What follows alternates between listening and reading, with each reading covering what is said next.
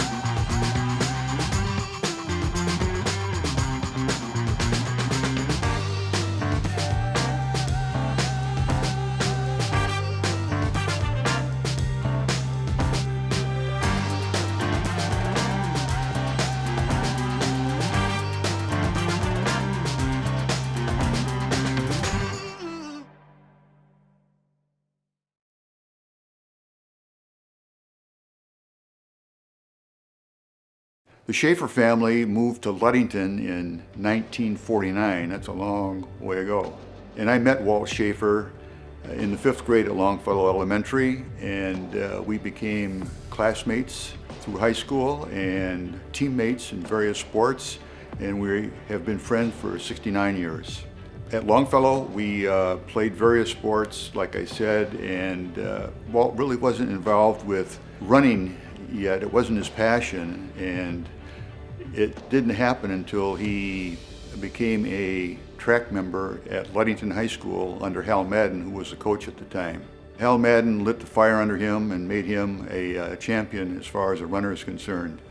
Junior year, won the state meet in the mile run, and also in his senior year he came in second. And the reason why he came in second is because somebody stepped on the back of his heel and he lost his shoe and ran 3/4 of the race with only one shoe. Otherwise he might have won 2 years in a row. In Walt Schaefer's senior year at Langdon High School, he broke the school record. He ran the mile in 4 minutes and 32 seconds. He received a full track scholarship to attend the University of Michigan and run on the track team. He had a great career at Michigan, and you'll hear those things when Walt is speaking. After graduation, he continued to run, and he would still be running today if he hadn't had a bike accident and a hip replaced. But he turned to whitewater kayaking as an activity, and then he turned to biking. And he's now, still at the age of 79, is biking all over the world and competing in races and trying to beat the clock. Walt has been an extremely dedicated athlete, and he's had a very, very interesting personal life, and you're going to hear about those things, hopefully, if he has enough time to talk about those things. So once again, I would like to congratulate Walt Schaefer on his induction into the Mason County Sports Hall of Fame. And to Walt, I hope you enjoy this night.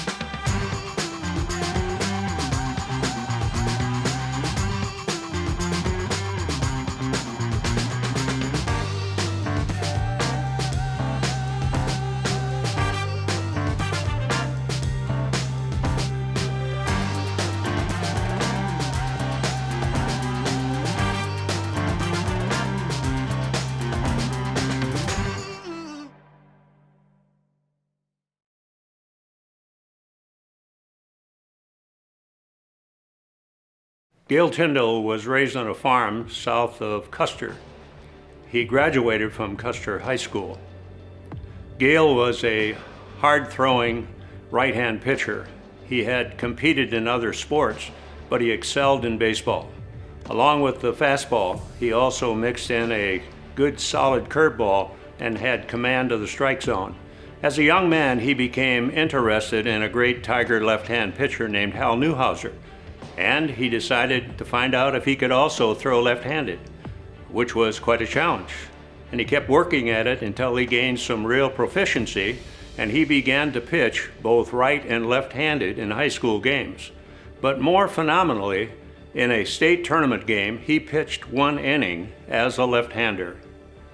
Gale once threw a perfect game against St. Simon's baseball team. He also pitched the Custer Cardinals to a state championship. He was a dominant pitcher his last 2 years in high school, so dominant that he never lost a game. Gale's feats as a pitcher are almost legendary. When I interviewed one of his outfielders, that person said, when I played the outfield and Gale was pitching, I could lay down in the grass and take a nap because I knew no one was going to hit a ball out to me. Because of that fine work, he was invited to a Detroit Tiger training camp and emerged as a standout prospect, and they signed him to a professional contract. They sent him the next spring to spring training and assigned him to Jamestown, their minor league team, where his manager was Pat Mullen, a former Detroit Tiger outfielder. I think more interesting, his roommate was Phil Regan, who went on to pitch for the Tigers and was the National League Relief Pitcher of the Year twice, and later on, the manager of the Baltimore Orioles. But during that experience at the professional level, like many young, hard-throwing pitchers, he developed an injured arm, and that curtailed his career. But Gale Tyndall stands among the elite as one of the finest baseball pitchers that Mason County ever produced.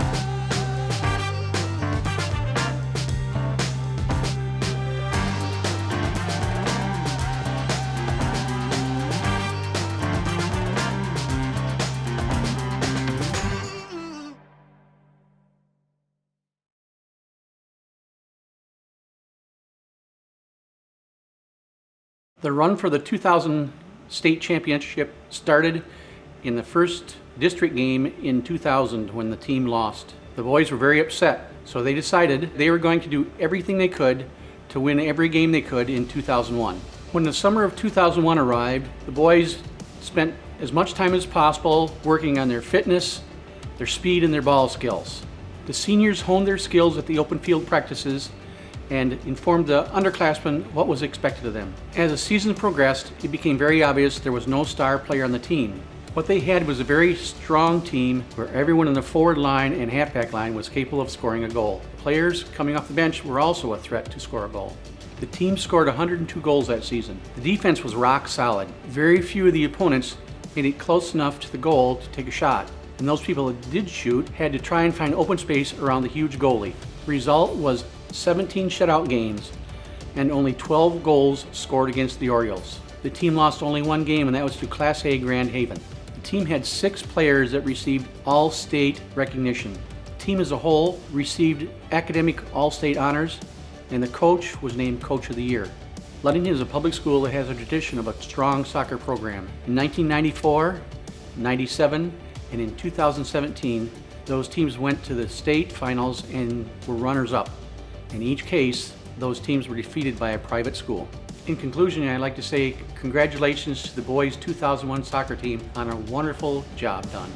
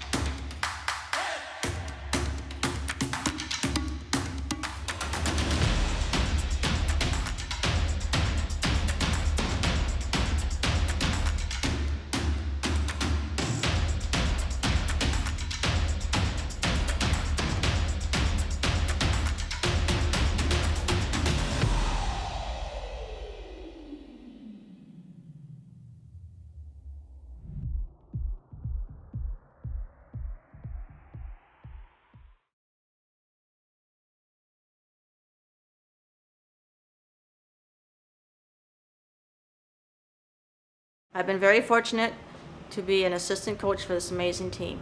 Mason County Eastern has a tradition for softball at its finest in the state of Michigan. We have won several conference championships, district championships, regional championships, and Final Fours. We were state runners-up in 1977, 1998, and 2000. In the year 2000, we lost to Waterford Our Lady of the Lakes in the final game. Well, we had 7 returning starters coming off that team for the year 2001. We bumped up the schedule, started playing better teams, and worked really hard. In that year, 2001, we got back to the Final Four. Our goal was to be to the Final Four and to eventually win that last game of the year. But we got to the Final Four, and amazingly, we had to play Waterford Our Lady of the Lakes, who we lost to in the state final game the year prior. They were the #1 ranked team in the state. Well, we had the confidence, experience, and the know-how on how to win games. We won that game. In the other semifinal game, Traverse City St. Francis was playing, I can't remember who, but they won. They came over, their game ended early, they came over and started rooting for us. They knew they couldn't beat Waterford Our Lady of the Lakes, but they thought they could beat us. Well, they didn't. We were state champs. And I'm going to go back to that year 2000. Remember, I said we had 7 returning starters come back. Well, that means 2 graduated. And I want to do a shout out for those 2 that graduated, Carrie Cole Hansen and Jessica Talquist Burmeister, because they really were the leaders of the team that got us to the 2001 state championship. I also would like to thank the Mason County Sports Hall of Fame Board for inducting this team, and I hope everyone's enjoying themselves tonight, and go Cardinals.